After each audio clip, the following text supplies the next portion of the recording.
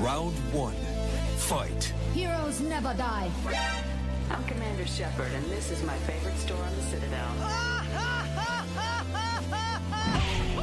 I used to be an adventurer like you. Then I took an arrow in the knee. Power, sex, power. They both come down to one thing. Hungry gamers.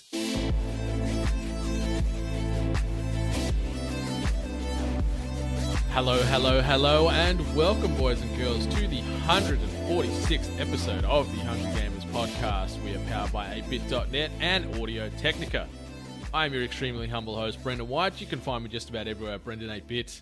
And joining me today, the Captain Marvel to my Nick Fury, Miss Ali Hart. You can find her at Miss Ali Hart. Sadly, Salim the Dream Abraham is MIA again, but we'll talk about that another time. Miss Hart, how you doing? I'm doing well. I actually have the blonde hair, exactly like Captain Marvel. Yep. You know, you're ready to take down the Skrull and everything else like that. You know, Ali, a.k.a. Carol Danvers, going to be kicking some ass today. So, yeah, I'm excited. We got another duo cast. We seem to work better without that deadweight Salim the Dream around. Oof. So this episode's going to be a ripper. Yeah. I haven't actually seen that movie, by the way. Yeah, I wasn't sure, but I thought I'd lead in. You could throw some references at me and I just have to nod and agree. But no idea. Brie Larson does well in that role. Yeah, you know, she's a little bit crush-worthy in that role too. It's like, oh yeah, I see what you're putting out there, Miss Larson. You know, kudos to you.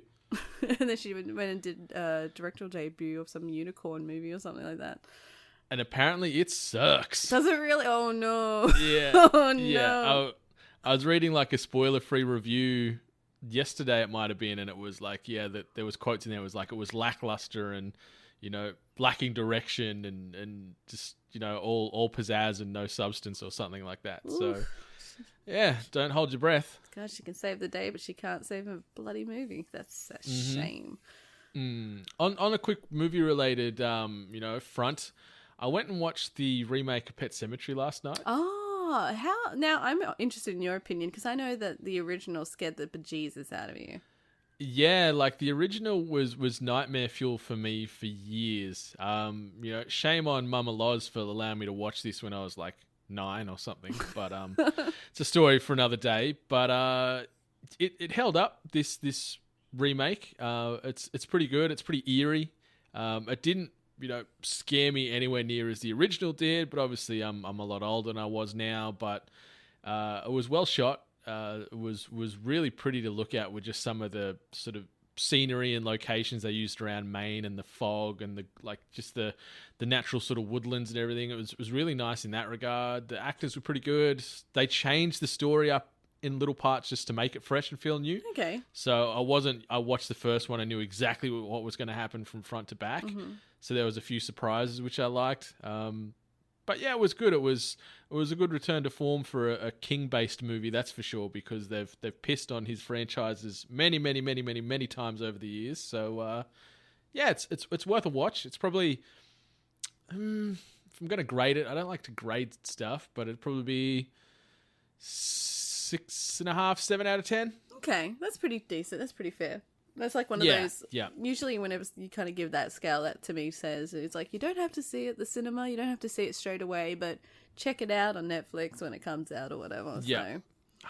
100%. So, yeah, it was a good watch. I enjoyed it. I haven't been to the cinemas in a while, but yeah, it was worth checking out. But this week coming, I think, what's coming out this week coming?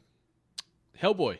Oh, rocks, is it really? Rocks up this week on the 11th, yeah. Oh, God. See, like that did get a few trailers, but I can't say I've been keeping my finger on the pulse with that one because as each trailer's come out, I've kind of gotten a bit more disappointed, so. Oh, see, I've gone the opposite way because they're going with it's an R18 rated film. So it's going to be violent, you know, crude, full of language, maybe nudity. So I like that they're pushing that Deadpool realm of film, but maybe with a bit more viscera. I'm keen. I'm keen to see what they do with it. I think I've been just completely thrown off by the costume, makeup design, special effects. I don't know. I guess I just got so used to Ronnie Perlman. Yeah, good old Mr. Perlman. His rendition, because he's meant to be younger, isn't he? Yeah. He's sort of like you wouldn't say teenage, but like early adult Hellboy. Fucking Ron Perlman's playing him. Yeah. Yeah. But, I probably will watch this one, not at the cinema. Unless you come back or someone comes back telling me, like, the trailers don't do it justice, it's fucking fantastic, then I will go see it. But yeah, I'm going to try and sneak in and see it this week, because I'm keen to check it out. I'm in a bit of a movie mode at the moment. Still haven't watched Alita. Still haven't watched Us though. So they're two on the horizon. I need to try and track down. Alita especially. It's probably not really in cinemas anymore. So yeah, but good time to be alive if you're a film goer. We've got obviously Avengers Endgame dropping in a few weeks as well. And then on the other end of the spectrum, we got Game of Thrones coming out in about 8 days. That's what I'm hyping. I've been trying to catch up and rewatching all the seasons, so I'm ready. I'm ready. Can I ask, like, this isn't spoiler at all. This is like just hypotheticals. We obviously know how George R.R. Martin writes his books, and we've seen in the shows and everything like that. I just get a feeling that everyone's going to die, or just about everyone in the White Walkers are going to win. See, like, because they've already said that they're going to do a spin-off. Like, they're going to... Yeah, they've got prequel scripts already written. Yeah. Okay, so they are doing, like, prequel kind of stuff. I just feel like knowing, like, corporate America and, like, Hollywood and all that sort of stuff, they won't close off too much to, like, lure people in for a later possible story. So whether they'd kill everyone off, I don't know. There's going to be a lot of deaths, yes. In regards to who I would actually be devastated if they died, only the Hound. That's the only character that I actually really care about. That would die. We thought he was dead already. Yeah, like in a couple of seasons back. But God. He's a tough son of a bitch. Should have seen it. The same episode I found out he was. Oh no, it wasn't the same episode. But soon after, you found out he was alive, and then he pulled out his peen. So it was quite the season. Oh yeah, ending on a high. No. Yeah, but I'm keen. I'm keen to see where this show wraps up. Obviously, we've only got 8 episodes this final season, so yeah, we'll see what they do. Yeah. We'll see how many more times Daenerys and Rob have incest love. So, I can't wait till that message. Like, although it's pretty common in that kind of like universe, but I just can't wait till that truth bomb gets dropped on them both, and then they do the awkward collar pull and go. Ugh. Yeah, see, like. I wonder if they're just that far in love and embedded. Like, it's like, I don't care. She's a smokehouse. She might be my relative, but, she knows how to look after me in the bedroom. So we'll keep this going. Anyway, hail to the king. Video games? Yeah, probably. I haven't played a huge amount outside of... I went back and dabbled and was mucking around on Devil May Cry 5 again, just because it is such a great game. If anyone hasn't played it or wanted to check out our review on it, obviously youtube.com/weare8bits. Great little review up on there, put together by myself and our new video editor, John Simone, who is a very talented SOB, so check that out on YouTube. But I have been playing a few mobile games, which I briefly led into last week. I'm back on that WWE Supercard train. Oh, goodness. On the back of WrestleMania 35 occurring, probably maybe right now if you're listening to it on Monday in the morning. WrestleMania 35 is upon us, so they've released a new tier of cards, which is bittersweet because, my high-end cards are now, second highest high-end cards. So, they suckered me right on in. Full transparency, I did drop $30 there it is. Because I wanted to try and get some cards. Got some cards, so I'm happy. So I'm back up around there with a sort of a god tier-esque deck. But it's just a good little distraction, and I'm a wrestling tragic, so it sort of still pulls on them nostalgia strings. I have to ask only because NXT had their event. And yes, they did. I've only been slowly paying attention because WWE in general has kind of just really lost me because I kind of hate how it is now. But I've been slowly being exposed to NXT, and NXT now to me is what wrestling used to be.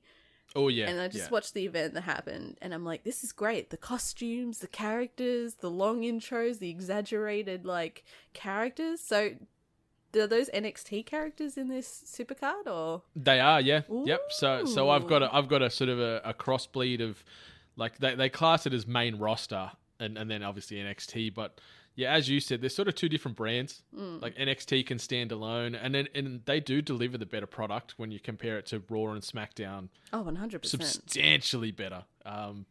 Yeah, like the roster is fantastic. The storylines are great. They get a lot more freedom in the ring. It's not sort of as telegraphed and paint by numbers as some of the main roster stuff. They just, you got 15 minutes, 20 minutes, whatever. Just get out there and tear the house down. So it's bonkers what they're putting out there on NXT. And as you said, the takeover New York that just occurred over this weekend, there was some magical matches on there. So anyone that is like a wrestling fan or looking for an excuse to maybe try and attempt to get back into wrestling, check out Takeover New York, because it is just about a perfect card from front to back. As a person who was a fan of wrestling and then left, yeah, watching that definitely kind of like lit a fire in me. So I recommend it. Who stood out for you? Was there a character in particular song you're like, oh yeah, that's my man or that's my woman now, I'm backing them? What was his name? And I feel bad that I've forgotten his name, but it was actually the first match where was it in the War Raiders and Ricochet and Alistair Black? Well, he's obviously one of those two. He's not the vampire. He's the magician. What I called the magician. The shaved head guy. That's Ricochet, and he's flipping everywhere. Yeah. Like his like big moves, like flying. Like I think it was his finishing move. Like it just reminded me of like the Hardy Boys and the high flying acts that I really, really enjoyed in wrestling. So yeah, he just stood out to me. And apparently he's going to be at WrestleMania. Or they're in a tag team sort of gauntlet match almost with a heap of other tag teams vying for the titles. So yeah, him and Black, they're an odd pairing. Like they're great individual wrestlers and they've got very diverse characters and sort of storylines around them, but yeah, they both can go. And Ricochet, he's one of the best aerialists in wrestling in any promotion. Like the gravity means nothing to that guy. Like the amount of rotations and flips he can get into anything just astounds me. Yeah, I'm gonna have to Google up some videos and stuff like that and pay attention. Oh yeah, he's worth looking at, and he's a good dude too. Like you sort of see him outside of that and stuff on socials and that. He's a pretty well grounded individual and nice and humble. But God, he can move. Oh yeah. So outside of WWE Supercard, I dove into another game on the mobile platform this week called Critter Clash, and it's made by Joyclap and published by Lumi. So some Australian based influence and representation there, which is great. And I guess the way to describe this game, it's sort of like PvP Angry Birds. Okay. If that makes sense. So you've got two teams sort of hanging from a branch with various sort of structure, like, ropes with a bit of wood, and then your animals are hanging off it. So there's like... I got this ad. I got this ad, yep. Yeah. Yeah. You saw it pop up on your phone or something? Yeah, I'm pretty certain it's an Instagram ad or something. Yeah, so you've got like 6 animals in your stable, and they've got different abilities. Some can freeze enemies, some can shoot fireballs, some throw razor blades, some sort of have projectiles that can split into 3, so on and so forth. So you've got to build your team around those strengths to try and either eliminate those other enemies or just chop through those branches they're hanging off and knock them all out in one. So it's pretty fun. Yeah, sort of like Angry Birds meets Worms meets... I don't know what other animal-based games would fit in, but yeah, Angry Birds meets Worms is probably a good way to describe it. It's cute little animations, good fun, good little bit of strategy, and it's a perfect #snap game. So check it out. It's free to play. Obviously, they do have microtransactions baked into the back to try and generate some revenue, and from what I see, just about every other couple of rounds that they'll give you an option to buy a character or some banana currency for 70% off the usual price on their little store. So yeah, if you can, check it out. You could play for free, but if you wanted to get a little bit more of it and throw some back, you can throw them a few bucks as well and add to the experience. So yeah, Critter Clash, give it a look. It's on Android, it's on iOS, it's good fun. Snap game. Check it. Oh God, I was just like thinking about it because I still play an Australian. What's it called? Hipster Whale is the company. Hipster Whale, yeah. And I still to this day play Crossy Roads. Yeah. And I was actually really into it the other day. Actually, speaking of being addicted to such simple games, Tetris 99. You got them W's? You got any wins no! yet? I don't even have that as an excuse for why I keep playing. I literally just wanted I wanted to lay down, but I wasn't sleepy. I didn't know what to watch, and I'm like, oh, let's open up the Switch, let's see what I've got, what I should have, what have I bought and not played yet. But I saw Tetris. I'm like, you know what, that's good. I'll just play a few rounds, and then I'll go to bed. That's easy, right? And then 4 a.m. rolls around. Midnight rolls around. Midnight rolls around, and I'm just like, every match, I'm like, just one more, because I think I just get royally screwed over at the end where I feel like everyone targets me.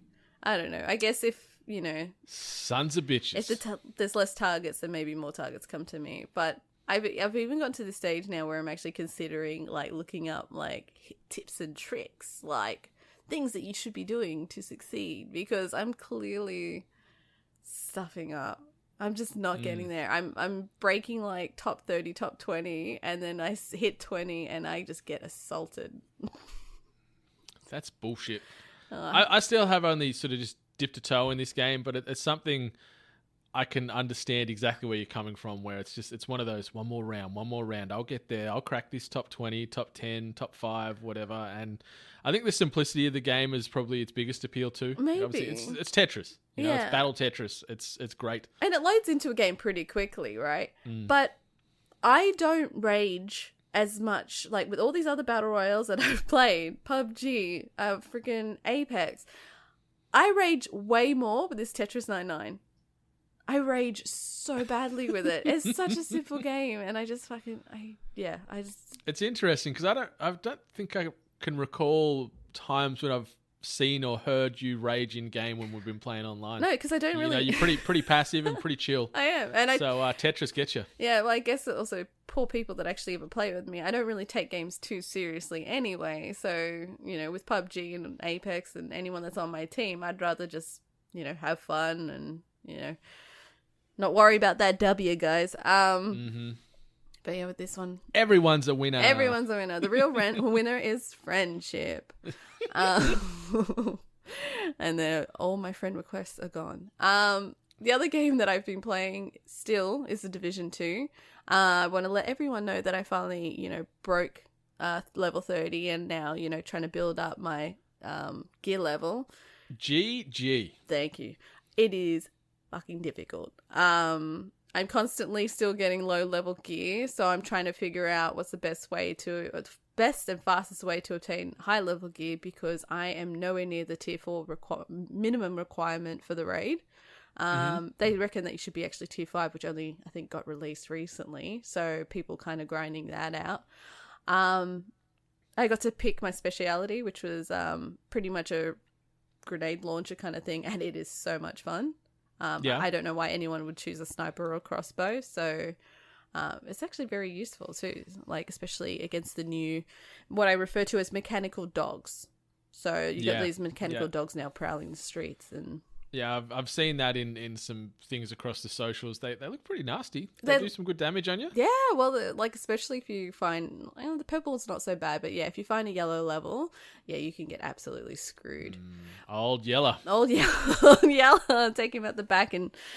The other thing is that when you go past level 30, pretty much all the city that you've kind of, set free from all the rampaging, outcasts and sons of whatever, they all come back. So you kind of have to reclaim your territory again.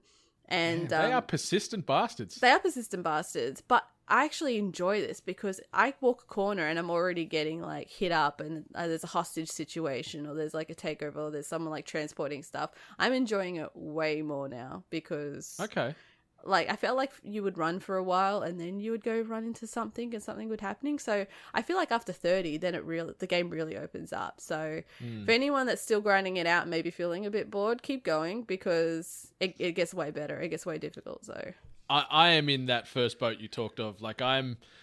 Haven't touched in a while, but yeah, the grind is still very real for me, and I did get a bit bored, but I'm looking for something to get back into, so maybe I'll try and push my way to 30. It's funny though that the game, you get to 30 and you've sort of, I guess, almost cleaned up Washington, but it goes the other way, and then it's just even more of a mess now with more drama, even though you've done all this stuff. Yeah,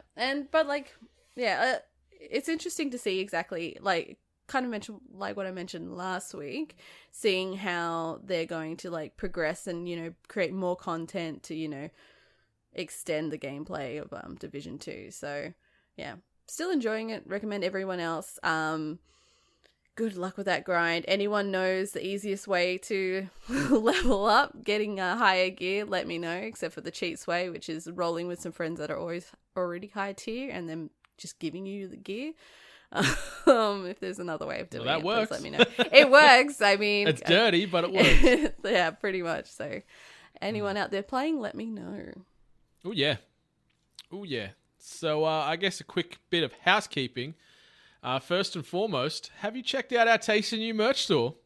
If you haven't, then stop what you're doing and head on over to weare8bit.storeenvy.com, and that's STORENVY.com to snag yourself some of the best gaming-related swag in the industry. We have evolved well beyond t-shirts and hoodies and singlets, my friends. We have got caps, we've got beanies, we've got beach towels, we've got tote bags, we've got bloody pillowcases, we've got socks. Swimming cozies, we've got fucking socks. We've got it all. That was the thing that sent me through the loop. It's like, fuck yeah, we made it. We're on socks. Oh yeah. So yeah, that is weare8bit.storeenvy, STORENVY.com for all the latest and greatest in 8-bit related merch. There will be new designs and new styles of said designs popping up every other day. So you know, bookmark that URL there and keep on heading back. Get yourself some tasty merch from the 8-bit store. And Miss Hart, I figure we will revisit last week's video game debate. Oh my goodness. Yeah. The 8-bit Nation have spoken, and it was a pretty close race, 2-horse race by the end of it. Salim the Dreams team fell way behind with 15% of the vote.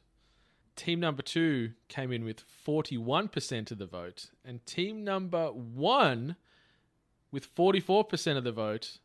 Miss Ali's team, congratulations for winning the debut video game draft from the 8-bit Collective. I can't believe I actually won, to be honest with you. As many people that interacted with us and kind of put in their input in regards to our respective drafts, a lot of people kind of, you know, were very, very keen on yours, Brendan, which is fair. It was the draft of the people. I went with the people's draft. I went with my heart. And it's funny, like, that one title almost, you know, turned the tables for certain rosters. Like, your one that swayed for you predominantly was The Last of Us, a game that, you know, you're not very positive towards, but people locked onto that title and went, even if you do have Tekken and Mortal Kombat on your list, we're still voting for you because you've got The Last of Us. And I appreciate every single person that gave me a vote, because I honestly thought I was going to be the sinking ship of that voting system. So everyone that supported me, thanks, guys. Maybe it's just the secret society of StarCraft lovers. Yes, and maybe I lost some votes because I spelt StarCraft incorrectly on that doc and then didn't amend it. So but we'll revisit this draft structure. We've got a few other ideas that we'll bring to the table in the coming months. So we'll make this not a regular thing, but maybe once every few months we'll dust off the draft book and see what we can make happen. So thanks for everyone that did chuck some feedback in, chuck a vote in, praise our teams, diss our teams. It was all appreciated. It was good fun. It was real good fun. Yeah, can't wait to see what other drafts that we can do in the future. Oh, yeah. Maybe we'll do a draft on best draft beers. Oh, shit. Draftception. Anyway, let's get in some news, eh? This week's news headlines. All right. So the quick hits, what we're bringing to the table today. Zelda Breath of the Wild and Mario Odyssey are getting Nintendo Labo VR support for both variations of the game, which will be available to play from April 26th. So I'm a Labo user. I don't know if I'm going to buy the Labo VR, which comes out, I think, this coming week, if I remember correctly. I can see the hype and the appeal. So this has been able to play the full release of Breath of the Wild in VR. The Mario Odyssey is sort of just watered down options within the game. You can't play the full Mario experience through Mario's eyes. But it's cool to see Nintendo branching out into these other unique areas of video game space, like with the virtual reality, April 26th, it's available from these two titles. I don't care. You know, anyone that's listened to this podcast a few times knows that Breath of the Wild isn't a world beater for me, but Zelda in general for me just, I don't know, it just doesn't resonate. So, I'm not going to go back and play either of these in VR, but I like what Nintendo are trying to do here. Yeah, as interesting titles, Zelda Breath of the Wild and VR, like, it sounds, because, like, no kidding, like, Breath of the Wild, the scenery in the world is absolutely stunning. But with the VR, I guess with any VR, I just keep on thinking people are going to get sick. Imagine doing the little Link rolls, like and you're rolling around and you're sort of getting spun around. Yeah, like that might create a serious amount of nausea. So we'll see. Yeah. We'll see. But yeah, who doesn't want a cardboard set of virtual reality goggles? So yeah, check it out. There's some genuine interest out there, but here's what it is. It is. So the quick bit of news: Collector and Cetrion both announced as new members of the Mortal Kombat 11 roster, which now stands, as of today, 7th of April, 2019, at 23 confirmed combatants. Did you check the debut trailers or the little sizzle reels for these two characters that got dropped over the last couple of days? I did not. And I've got to be honest with you, like I previously said, I'm really stuck with the central like OG characters of Mortal Kombat. So all these new ones kind of like... So are these like previous or these... brand spankers. Both brand new characters. Collector is like this six-armed... He's not really... He's sort of humanoid, but sort of a bit, obviously, demon-y-esque as well. But he's got sort of 6 arms, so he's really quick, like really sort of rapid strike. His arms sort of pop out, and he's got like little shivs, and he's jabbing people everywhere, and he was really agile. Like he's a fast-moving character, chaining combos together like there's no one's business. And then Cetrion is this sort of elemental. I don't know if she's like some form of god, but maybe I guess it makes sense because she's sort of an elemental goddess that's sort of been able to summon things out of the ground. Anyone that's played like Poison Ivy in DC Injustice. Yeah. So anyone that's played Poison Ivy in Injustice, she plays and even looks and moves almost identical to this Cetrion. So I don't know if they used reskinned that previous... Yeah, they reskinned her and used that model and that sort of character design into MK11, then just obviously added some more gore and viscera. But her fatality, it's almost like she summons this big 3-clawed Freddy Krueger thing out of the ground and slices this person from toe to head into pieces. It's awesome. The gore in MK11 is bananas, and this game comes out in like a week as well. So we'll be able to try these characters plus many more that are unannounced imminently. So yeah, get hyped. So Collector has got 6 arms. Yes. So is Goro no longer a thing? Is he old news? I haven't seen him in here. I haven't seen him in here. He's 4 arms, isn't he? Yeah. He's still recovering from that nut punch that Johnny Cage gave him in the first live action film. Oh, I love that scene so much. Yeah, I love how bad that obviously they're practical effects with Goro in that, but I love how bad he looks. Like he's got this little pinhead, and his torso is just made so long to fit these other set of arms in. But then they're sort of spindly arms anyway. But they got the connecting wire, so when the first arms move, they move together. Yeah. I love it. Oh, good times. I've got to watch that movie again. Oh yeah, and the last quick hit for this episode, Elder Scrolls Blades. The early access is now open to all on iOS and Android for anyone who signs up for a Bethesda.net account. So head on over to Bethesda.net, sign up on there, and then you'll be able to download Elder Scrolls Blades on the mobile platforms. So it's been getting some pretty positive press. I still have not downloaded and or played it yet, but I intend to give it a look. But yeah, we'll see. But anyone that needs more Elder Scrolls in their lives, chuck it on the mobile and take it with you anywhere. Elder Scrolls Blades, do it. All right, deeper dive. The topic on everyone's lips, I guess, over the last week. Borderlands 3. We've got some more updates coming your way. And the first official article, Borderlands 3 supports cross-platform co-op, according to Microsoft Store. This comes via way of Matt Purslow at IGN, and the article reads, the listing for Borderlands 3 on Microsoft Store page claims that the game will support cross-platform co-op. So far in the game's short but loud marketing campaign, developer Gearbox has yet to say anything about cross-platform play. And yet here it is, in black and white, under the, in quotes, capability section of the Microsoft Store listing. We reached out to publisher 2K for comment, who said, crossplay is something we're looking at closely, but don't have anything to confirm or announce at this time, end quote.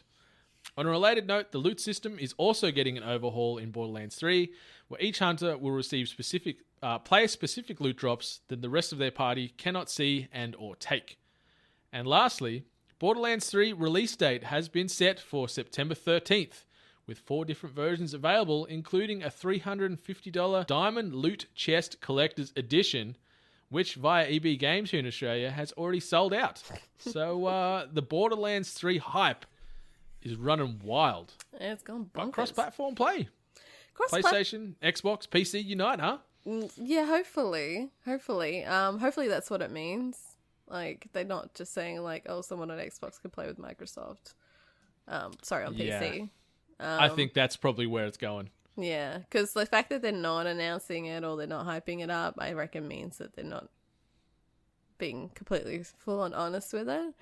The loot drops, player-specific loot drops, that does change the game. It does. Yeah, because I remember playing like 1 and 2 with friends, and yeah, the loot would drop and whatever else, and they'd just run in and see the new shiny hotness, and they'd grab it, and you're like, I did all the work here, and I have a shitter quality gun, like a shitter quality base gun right now. I need this, but they're like, fuck you, mate, that's mine now. So I like that they've taken that out of it, and you'll hopefully eliminate all that pettiness and you know, item sniping that happened. Yeah, I guess so. I don't know, like, that says specific loot drops, so I'm wondering if it's still, like, you know how when you used to find those specific loot chests, and then you would open it up and it would have 2 high-power guns, so you and if you were doing just co-op, like, 2-player co-op, you would have to, like, kind of say, like, okay, did you want that one? Which one would you prefer? Or maybe with your friends, they'd grab the one that they wanted without even asking, so... Oh, yeah, they're bastards. So, yeah, so I'm a bit iffy to see how that would change, because that would be very much like how Division is. Like, any loot that drops, it's, you know, as per player, it's not open to, you know, whoever you're playing to. So, and I like that just in like shared world games as general. I think that's the perfect way to do it as far as loot distribution goes, because it cuts out all the crap. I guess it does. That way you don't have to sit there and look at it and do the pros and cons of that gear. You can grab it all and then, you know, filter out later. Or you can just grab what you need and leave, as opposed to waiting for your other 3 compatriots to go, oh, yep, I need that SMG. Oh, yeah, I'll take that. Oh, and then you sit there toing and froing and scissors, paper, rocking for a while to see who gets what. So, yeah, you know, if it's going to speed up the process and make that looting aspect, you know, even more polished, then, you know, kudos to you, Gearbox, for making it so. Mm-hmm. And that release date, I kind of wish we took our bet now. But I was I was hoping you weren't going to remember that. But yeah, I said somewhere between the 20th and the 30th of October. So I've overshot by about 6 weeks. Yeah. But September 13th, you know, it's a good time. There's not a huge amount of massive AAAs at this stage announced around that area to potentially take away from these Borderlands 3 sales. And as you can see by that Diamond Loot Chest Collector's Edition selling out, I think it was within 15 minutes or something on EB Games. So It was bonkers how thirsty people are for this. It had a lot of swag in it, but $350. Like, I can't talk because I paid $300 for that fucking Fallout 76 helmet. But how's that bag coming along? Yeah, still not here. It's still not here. Yeah, but yeah, thanks Bethesda. Look, 350, if the quality's good, then go for it. If you're getting cool, like, decent collectibles and it's something that, like, you know, means something to you, then why not? You know, you're getting exclusive loot. But yeah. You know, it's not for everyone, then you don't buy it. Bit of prestige on the shelf. Yeah. Yeah, and who doesn't like to have sort of those status items, you know, a little bit of brag on the wall. I still have my Far Cry friggin' bobblehead, Hawaiian bobblehead thing. I only found that the other day going through my toys. So nice. Yeah. Nice. To each their own. Yes. Something that is not so nice. The Epic boss debunks spyware and Tencent conspiracy theories. This comes via way of Fraser Brown at PC Gamer. And the article reads, among the many criticisms leveled against the Epic Game Store, perhaps the most bizarre is the accusation that it is, in fact, spyware. Not any old spyware either. Chinese spyware! ! According to the conspiracy theorists, the Communist Party of China has access through Tencent, which owns 40% of Epic. Today, Epic CEO Tim Sweeney tackled the claims. And his quote goes, I support everyone's right to complain about tech industry stuff. Epic Store, with exclusive games and a Spartan feature set, is a fine target for ire.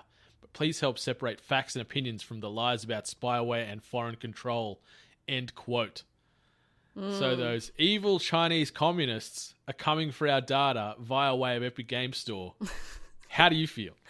I like that he actually finally came out and said something, only because ever since, I feel like, you know, we'd been dabbling in it with each new game that kind of made themselves, you know, Epic Game Store release exclusive. But I'm really seeing it now with Borderlands. I feel like a lot of people are just pissed. They're really bothered. I saw a post from the Borderlands Twitter where they were talking about the art or what, you know, how people felt with the launch, and like 90% of the comments was everyone having a dig at them, saying like it would be better if it wasn't, you know, Epic Game Store, you know. Yeah. And so this is really, really bothering people. But then what comes with that is everyone, you know, tries to find the negatives, and then this is the main one that I've been seeing, where everyone's saying, yeah, well, Epic Store is spyware. So the fact that this Epic CEO actually came out and started saying stuff about it, like, that really goes to show, you know. Yeah, like it is very much media beat up and sort of propaganda and things like that. Like, you see this type of thing in a lot of industries, and maybe there is a slight slither of truth to it. But I think, obviously, Steam, Valve being proud American companies and seeing their market share taken away by the evil Chinese, there is probably a little bit of, you know, beat up through the media about the Communist Party of China having access via Tencent to all this user data and everything else. So, you know, they're going to, you know, start doing all kinds of evil acts in the background due to people buying via the Epic Store. It's a interesting situation to monitor on. And as you said, like, hysteria attached around Borderlands 3. Like, we didn't sort of mention it before, but it's a timed exclusive on the Epic Game Store. I think it's 6 months exclusive access. Right, yeah. And yeah, just the outcry on Twitter alone that I saw. Like, even our boy Benny, he was like, well, fuck, looks like I'm waiting 6 months to play Borderlands 3. Like, he planted that flag immediately. He ain't endorsing the Communist Party of China and Epic Game Store, that's for sure. So yeah, it's hard. It's a hard place to be. It really is. And like, even I'm finding myself like kind of stuck in between two places. To be honest, like, I really hate dealing with multiple launches. It's bothersome. It's painful. I am going through Epic Store. I'm not, you know, privy to any kind of discount. I had to pay full price because I think I bought The Division on Epic Store. Through there. Yeah. And that was a nasty price point, to be honest with you. So I am hesitant to buying Borderlands through Epic Store again, to only be hit with a nasty price point. Yeah, like, and it's also the thought process where it's like Epic Store are doing this to support the devs, to support the games, you know, the people that make the games, blah, blah, blah. So then it's that kind of like, well, we report stories all the time saying like, you know, these companies, they're losing money, they're firing people, you know, like they should. And then but then you can't sit on the other side of the line and go, well, I don't want to support that, you know, that channel because I don't want to spend a lot of money, or I don't want to do this. But then you can't complain and say, well, why don't they support their devs? You know, so yeah, it's a catch-22, isn't it? It really is. It really, really is. But yeah, like, look, I think if they can come out and confirm that cross-platform will be a thing where I can jump on my Xbox and play with PC players from the Epic Game Store, I'll just buy it on Xbox and play it on console. Because that's where I grew up playing Borderlands, was on the Xbox, so it feels right to me playing on controller. And then I can avoid having to deal with all this Epic Games Store, Communist Party of China hullabaloo as well. So that's probably where I will, plant my flag. I was thinking maybe I could just like skip the whole thing and just buy it on console. Mm-hmm. Yeah, because it'll look great. It'll still run fantastic. Yeah, but this is definitely not going to be the last thing we hear. Like, it seems every week some new bugbear is uncovered regarding the Epic Games Store or ownership or timed exclusivities and things like that. It's the main water cooler topic I find in the industry that's the consistent. It used to be microtransactions, and now it's the Epic Games Store. Yeah, centralized. Mm-hmm. Yeah, no, you're right. It's definitely going to keep on coming out. We're going to keep on seeing developments. In saying that, though, like this whole Epic Store avenue of them taking on new games on release, like hopefully this is just training wheels, and slowly but surely they'll start like maybe seeing what people don't like about it and fixing it. Maybe we'll have to see.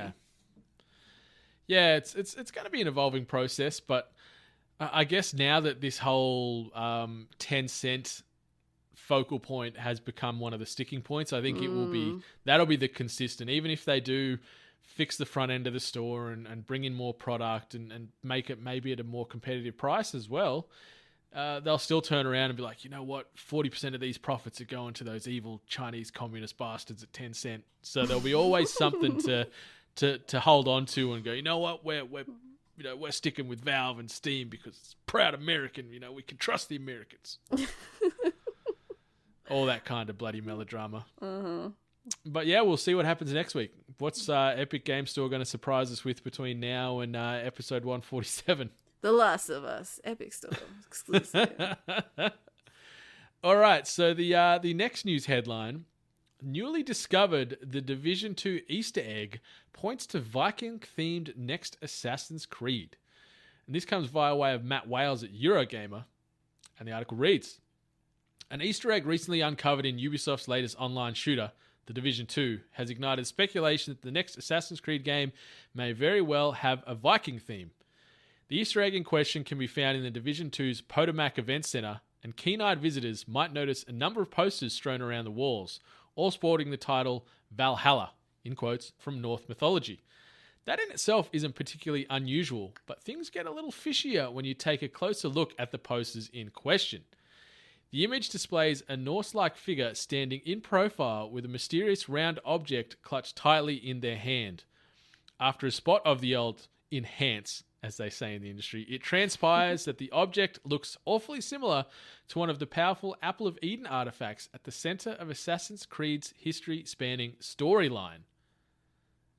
Now, if this is any skerrick of truth, I am so in for this shit, it's not funny. As soon as they started speculating this stuff, I'm like, well, Brennan's gonna be happy. You loved the last Assassin's Creed that you played, and bloody Norse mythology. You're just like, that's just two things come together. Yeah, it is like a some might say a wet dream for some out there. So I'm keen if I can play like a Lagertha-esque female Viking assassin in that sort of, Norse world, then sign me the hell up. The last two period pieces with, Egypt and then sort of Greece as well, they were fucking phenomenal. Like, Ubisoft are hitting the high notes with Assassin's Creed for these last few entries, and I think it'll continue if they keep that same, back-end dev team in-house and keep them focused. And if it's Viking, then I don't know how you weave it in there, but they managed to do it with Greece and Sparta and everything like that, and now and obviously with Egypt. So, yeah, history knows no limits for the Assassin's Creed franchise. So, heck, yes, I want this. Environmentally wise, that would be stunning. Like, I would hope that it would be set in I wonder how much boating would be involved. Which isn't bad. Like, that's becoming something that they're leaning on more and more. And they could use the mechanics from Odyssey with that, where instead of it being a a Greek or a Spartan sort of warship, it becomes like a Viking longship and things like that. So it's an easy sort of thing to take those existing assets and remodel them to suit that universe. But I think you hit the nail on the head there with the environments. Like, it'll be a bit of a step away because Greece and Sparta and sort of, all up and around there, and then Egypt, it's all been very bright and sandy and shiny, where you go into these other areas, it'll be more rainy and darker, and be lush and green and everything, but the climate will change completely. So that'll be a cool aspect. A lot of darkness and fog. Sign me up. Speaking about, like, obviously I don't think this has been confirmed yet. I don't think anyone's come out and confirmed. So obviously, people are just making speculation. But to say if this is true, if this was the nice little way that they kind of threw something in there, like, I love this. Like, I love these kind of like little hidden Easter eggs where someone actually went out of their way, paid attention to things, their environments around them, and then just found this and just went, well, hang on a second. Like, so I love this sort of stuff. I wish game developers did it more. I love Easter eggs. So yeah, it's so meta. And it's so self-aware, which I love when these developers do, as you said, like, take the time to put these little snippets in their games as maybe a nod to something that they like, or a nod to the future of what they're going to do with another franchise under their stable. Like, it's so great, and it is, it's fan service to a degree, but it's awesome, and it generates that immediate excitement, as evidenced by articles like this. So yeah, we'll see. Service. We'll see. Maybe E3 in what, 2-ish months' time, we'll see the debut of Assassin's Creed Northlands or something. I don't know. Yeah, clearly not the best title they could work with, but it'll do for now. It comes up, it's like Northlands. It's like, oh shit. I'm like, I called it. Pay me, Ubisoft. Give me that hush money. Okay, so the last bit of news we're going to tackle today: Microsoft reportedly combining Xbox Game Pass and Xbox Live subscriptions. This comes via way of John Ryan at IGN. Microsoft may be offering a unified package for Xbox users subscribing to both Xbox Live Gold and Xbox Game Pass. Initially unveiled by a Twitter user and known Xbox leaker H0X0D, or Hoxod, I'm assuming is probably in Twitter speak, and first reported by The Verge, the package is reported to cost $14.99 USD per month, and assumedly contains all the services including in both subscriptions, including access to online multiplayer, free and discounted monthly games, and access to Xbox exclusives and any other games included in the Game Pass catalog. Each service currently costs $9.99 USD per month on a month-to-month subscription, meaning that this new option would save players roughly $5 USD per month, though it is possible that, if confirmed, the service may feature lower rates for annual or semi-annual subscriptions. It makes sense. I guess it does, yeah. Like, on paper, it really does make sense. Actually, yeah, because then if you've already signed up for one, why wouldn't you sign up for the other? And then the fact that they've made it inclusive is just like, well... And $5 a month saving. Yeah. If you were already originally buying the two. Yeah, I'm all for this. It makes sense. Like, I'm a subscriber to both these services, so having one charge coming out per month, one thing to sign into, all that, user ease of access and back end admin for not only the player but no doubt for Xbox as well, where they can sort of just refine that as a singular revenue stream as opposed to potentially having to juggle both.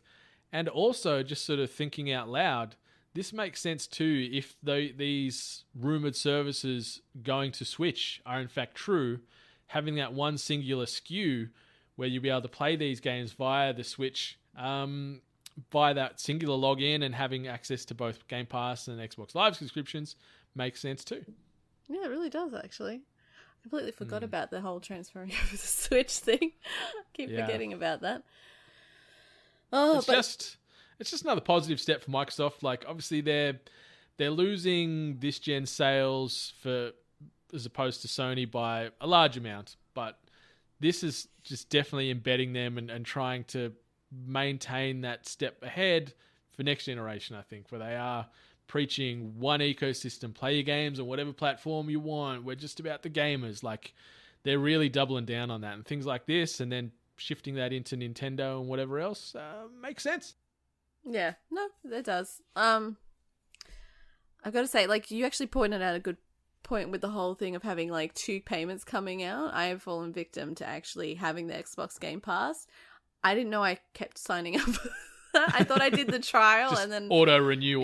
So it's actually been auto renewing all this time, and I haven't used it. I've got to be honest, I haven't used it. I don't use my Xbox, and I sold it, so now I really don't use it. But in regards to using it via my PC, I still haven't worked my head around that on what I have access to and how to obtain it. Yeah. So I either need to cancel or I don't know. Get a lesson the Xbox in it. Play Anywhere exclusives you'll be able to play on your PC. So your Sea of Thieves, your Forza, your State of Decay, your Crackdown, your Gears when it comes out, which is also on your video game draft list. Games like that you'll be able to just instantly download on your PC at no cost via the Game Pass. So it was bloody Sea of Thieves for a reason why I got bloody Xbox Game Pass.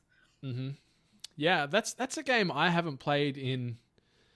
I don't know if 6 months is about right, but it feels about that amount of time.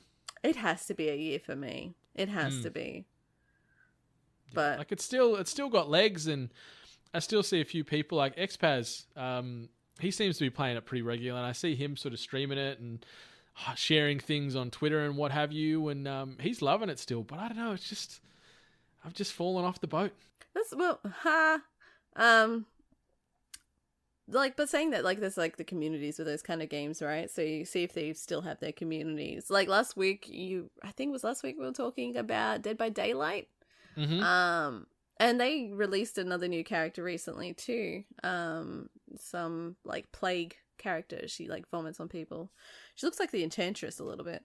And another community that's really taking off is GTA online role playing. Like that is my blown goodness, up. that has taken over not the world, but it is all most people are talking about. Like it's crazy. And I want to look into it more because there must be world rules that you have to learn and like customize like skins and commands and objects and everything. Yeah, like I haven't dabbled in it, but I've watched like Rach is playing it a bit, and it is real life simulator in GTA is I guess the best way to describe it. Like you sign up to one of these servers. There is for us Australians, local Australian based servers. So you're in there with Aussies.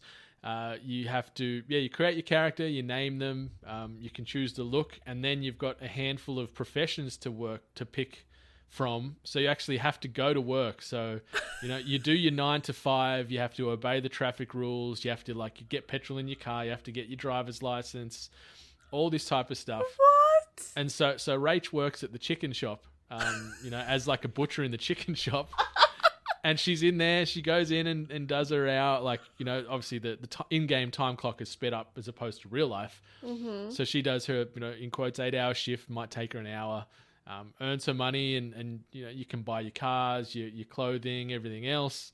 But it's this living, breathing ecosystem where she's in there talking to people and they've got other jobs, going to people's houses, hanging out, communicating. You can you've got a mobile phone in the game, so you can call or text or tweet people and all this stuff. And the cool thing, I don't know if it's all the servers, but the one she's on, this Australian related one, they've grabbed the Australian cars, so you can drive Commodores and Fords. All these Australianisms and things like that are all chucked in there. But it's home and away simulator is what it is to me, and it's interesting.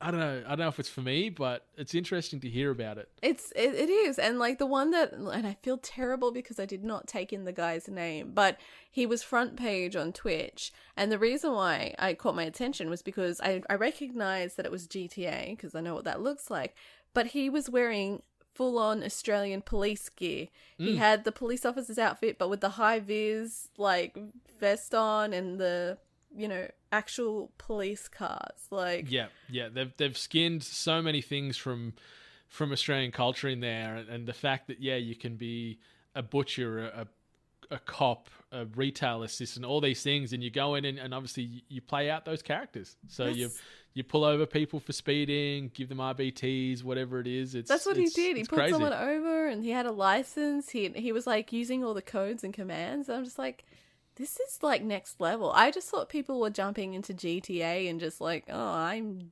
Jeff. Yeah, so did I. I thought that, but then Rach showed me it's like not dedicated private servers where they can set these worlds and criterias and commands you have to follow. Like it's bonkers, but it's blowing up. Yeah, I've got to look into this more. This has me absolutely curious. Just check out other streamers as well. Australian ones too. Yeah, but it's certainly something that's on the up and up. One thing I've noticed though is there's a lot of server issues, a lot of crashes, a lot of queue times and things like that. So anyone that is looking to dive into that GTA RP, bear in mind that you will potentially be dealing with some hostile servers where you might get dropped a few times, or you'll load out and have to load back in and then your car's disappeared or whatever it might be. But yeah, it's cool. It's certainly interesting to hear of these stories where, we'll be here at home and Rachel's like, all right, just going to work for a bit, and she'll disappear for an hour and come back and be like, yeah, just work at the chicken shop and did this, and then went and went to some street races and whatever else. Like it's this weird life in the life she's living, and it's bloody hilarious to hear about.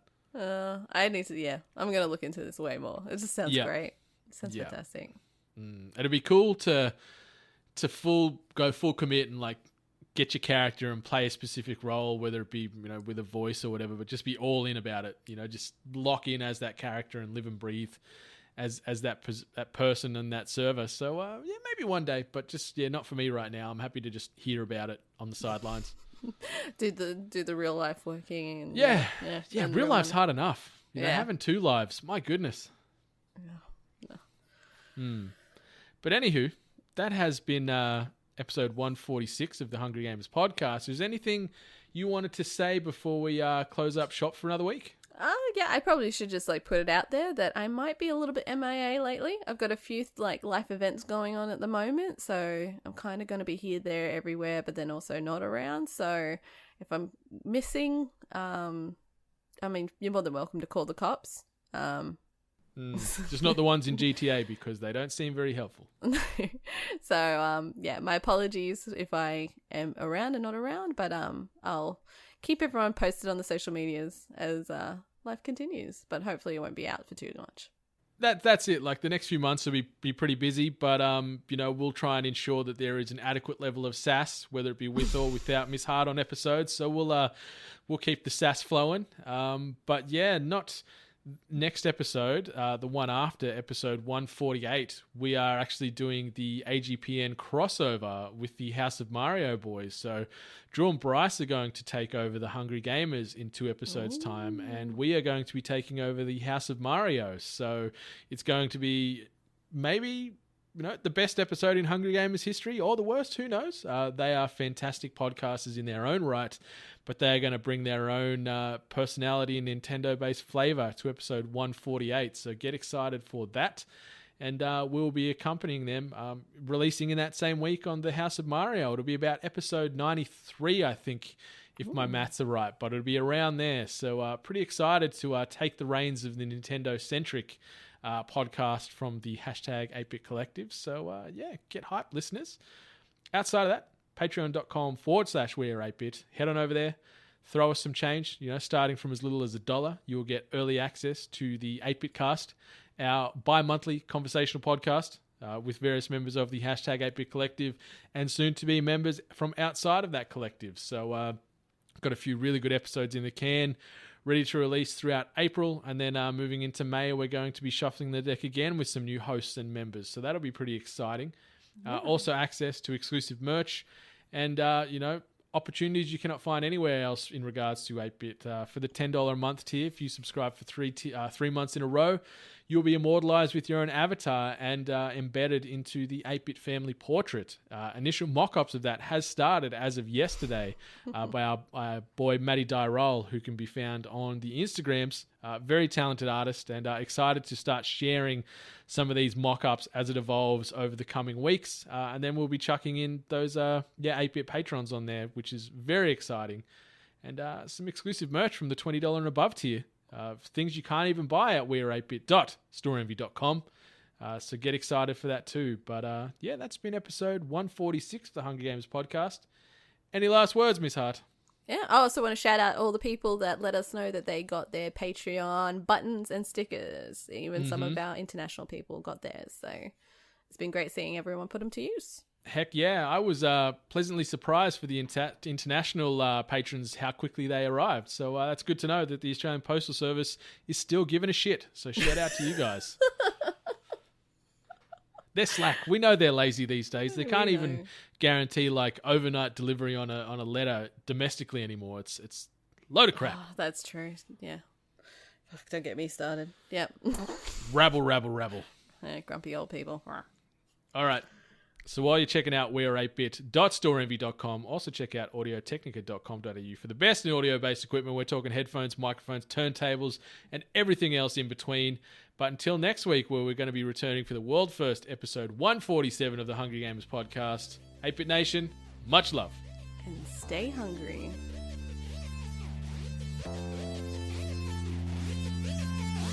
You've been listening to The Hungry Gamers, one of many gaming and geek culture related podcasts from the 8-Bit Collective over on 8bit.net. Check out more episodes on your podcast service of choice. And while you're there, please be sure to rate and subscribe. Until next time, boys and girls, stay hungry.